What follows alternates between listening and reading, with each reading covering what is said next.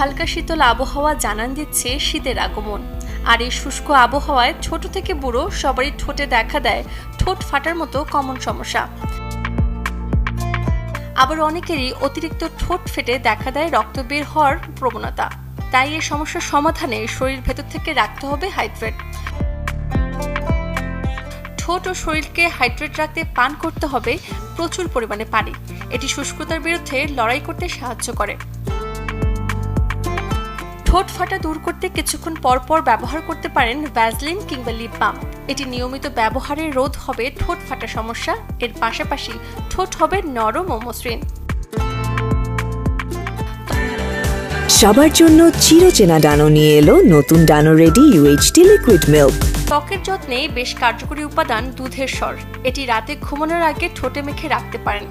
দুধের স্বর ত্বককে হাইড্রেট রাখতে বেশ কার্যকরী। নিয়মিত ব্যবহারে রোধ হবে ঠোঁট ফাটার সমস্যা। অতিরিক্ত ঠোঁট ফাটার সমস্যায় ব্যবহার করতে পারেন নারকেল তেল। এতে থাকা ফ্যাটি অ্যাসিড ঠোঁটের শুষ্কতা দূর করে আর ঠোঁট রাখে হাইড্রেট। ঠোঁটের মৃতকোষ ও ঠোঁট ফাটা দূর করতে ঠোঁটের ময়শ্চারাইজার হিসেবে ব্যবহার করতে পারেন অলিভ অয়েল।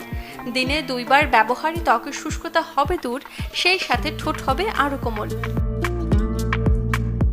শরীরে ভিটামিন বি এর অভাব দেখা দিলে ঠোঁট হয় রুক্ষ ও অমসৃণ।